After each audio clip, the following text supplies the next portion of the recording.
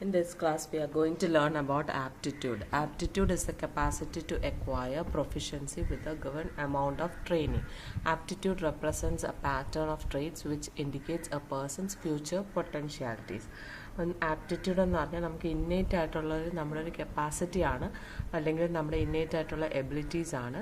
അത് നമുക്ക് ഉള്ളിൽ കാണും, പക്ഷെ നമുക്കൊരു എമൗണ്ട് ഓഫ് ട്രെയിനിങ് കിട്ടിക്കഴിയുമ്പോൾ അത് വെൽ ഡെവലപ്ഡ് ആയിട്ട് നമുക്കൊരു particular level of proficiency acquire ചെയ്യാനായിട്ട് സാധിക്കും. You will be able to excel in that particular field എന്നുള്ളതാണ്. അപ്പം നമ്മുടെ ട്രേഡ്സ് അല്ലെങ്കിൽ നമ്മുടെ innate abilities are which have future potentialities when given proper training. It is readiness, fitness or suitability to acquire proficiency in a field. It is inherited but requires favorable environment to appear, and training is an important factor for it. ഞാൻ already പറഞ്ഞു, നമുക്ക് innate ആയിട്ട് കിട്ടുന്നതായിരിക്കും. നമുക്കൊരു particular level of proficiency ആ ഒരു ഫീൽഡിൽ attain ചെയ്യണമെങ്കിൽ അത് നമ്മൾ കണ്ടെത്തുകയും അതിന് പ്രോപ്പറായിട്ടുള്ളൊരു ട്രെയിനിങ് പ്രൊവൈഡ് ചെയ്യേണ്ടത് വളരെ അത്യാവശ്യമായിരിക്കും. It is derived from the Latin word aptos which means fitted for. അപ്പം ആപ്റ്റിറ്റ്യൂഡ് എന്ന് പറയുന്നത് ഒരു ലാറ്റിൻ വേർഡിൽ നിന്നാണ് അതിൻ്റെ എറ്റിമോളജിക്കൽ മീനിങ് വരുന്നത്, and it means fitted for. Very often നമ്മൾ ആപ്റ്റിറ്റ്യൂഡിന് നമ്മുടെ പൊട്ടൻഷ്യാലിറ്റി, കേപ്പബിലിറ്റി അല്ലെങ്കിൽ കപ്പാസിറ്റി, ടാലൻറ്റ് എന്നുള്ള ഡിഫറെൻറ്റ് ടേംസുമായിട്ട് സിനോണിമസ് ആയിട്ട് നമ്മൾ യൂസ് ചെയ്യാറുണ്ട്. Next, we will see the definitions of aptitude. In the Dictionary of Education, aptitude is defined as a pronounced innate capacity for or ability in a given line of endeavor, such as a particular art, school, subject or vocation. അപ്പോൾ നമ്മുടെ innate ആയിട്ടുള്ള capacity ആണ്, അല്ലെങ്കിൽ നമുക്കൊരു particular ഏരിയയിൽ, അതായത് art അല്ലെങ്കിൽ school subjects പഠിക്കുന്നതിൽ അല്ലെങ്കിൽ പർട്ടിക്കുലർ വൊക്കേഷനിലുള്ള നമ്മുടെ ഗവൺ എബിലിറ്റിയാണ്. So that you will be able to pursue that and achieve success.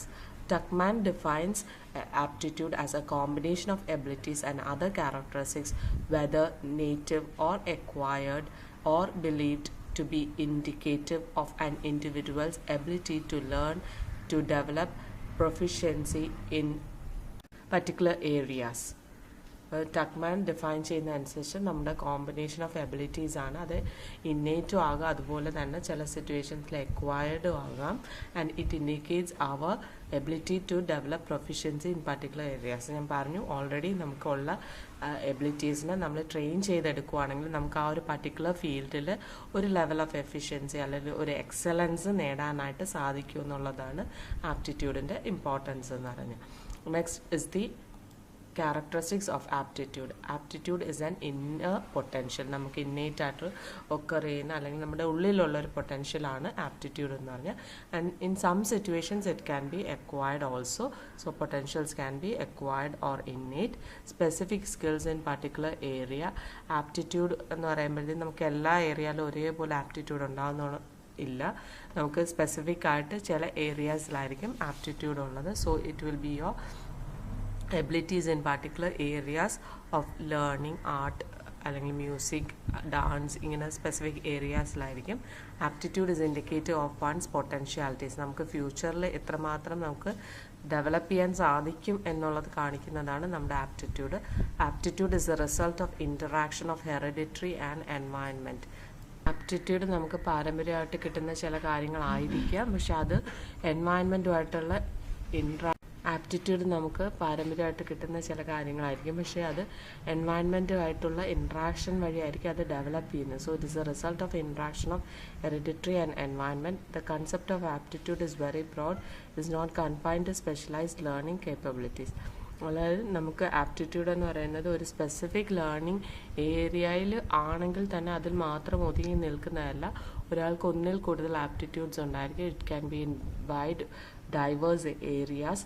And aptitudes predict future ability. നമ്മുടെ ഫ്യൂച്ചറിൽ നമ്മൾ ഏത് വൊക്കേഷനിൽ, ഏത് ഹയർ എഡ്യൂക്കേഷൻ സിസ്റ്റത്തിൽ പോയാൽ നമ്മൾ സക്സസ്ഫുൾ ആയിരിക്കും, നമുക്ക് അവിടെ ഏത് ഏരിയയിൽ ഷൈൻ ചെയ്യാൻ പറ്റുമെന്ന് കാണിക്കുന്നതാണ് നമ്മുടെ ആപ്റ്റിറ്റ്യൂഡ് എന്ന് പറഞ്ഞാൽ.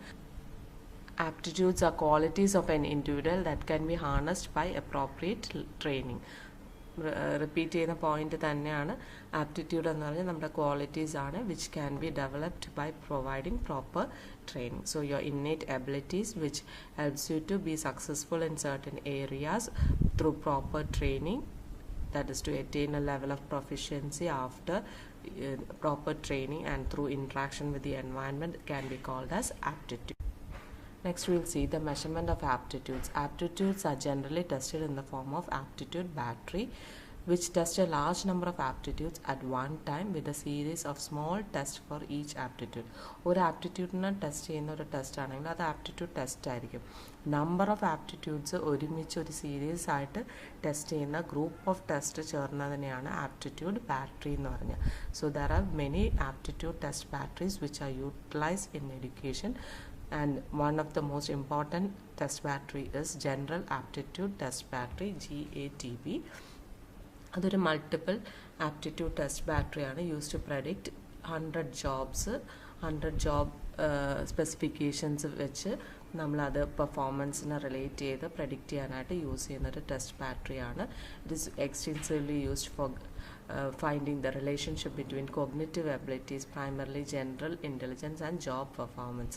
നമ്മുടെ cognitive ability അതായത് നമ്മുടെ ഇൻ്റലിജൻസും ജോബ് പെർഫോമൻസുമായിട്ട് കോറിലേറ്റ് ചെയ്താണ് അത് മെയിനായിട്ട് യൂസ് ചെയ്യുന്നത്. It measures 5 aptitudes by using 12 test. അതിൽ ഈ 12 ടെസ്റ്റിൽ 8 പേപ്പർ പെൻസിൽ ടെസ്റ്റാണ്, 4 അപ്പാരറ്റസ് ബേസ്ഡ് ആയിട്ടുള്ള ടെസ്റ്റുകളാണ്, അല്ലെങ്കിൽ പെർഫോമൻസ് ബേസ്ഡ് ആയിട്ടുള്ള ടെസ്റ്റുകളാണ് നമ്മൾ യൂസ് ചെയ്യുന്നത്.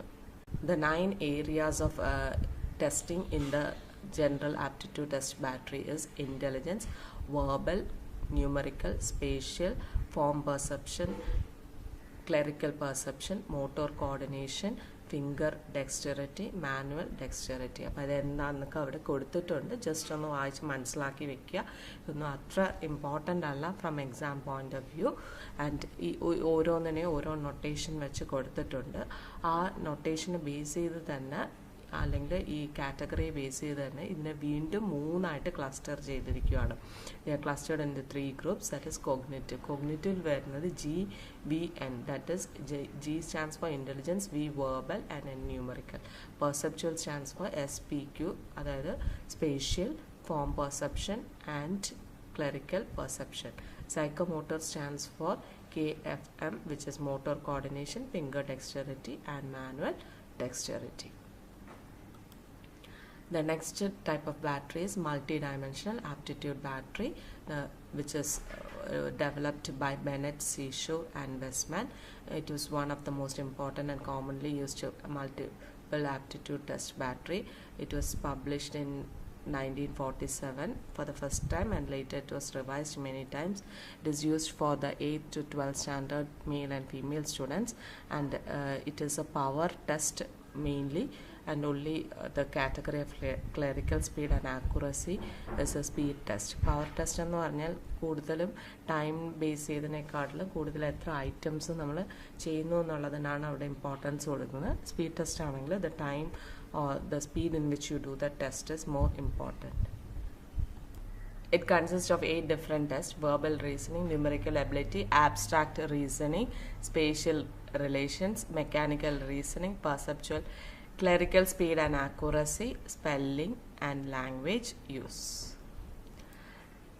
The next important test is multidimensional aptitude battery, which was developed by Jackson. This is a paper pencil test which is equivalent to Wechsler's adult intelligence scale, and it is designed to measure aptitude as the same as the intelligence scale. It is a group test. It includes 10 subsets, 5 verbal and 5 performance scales to yield verbal, performance and full scale IQ. All the subsets except one bear the same name as the Wechsler's scale.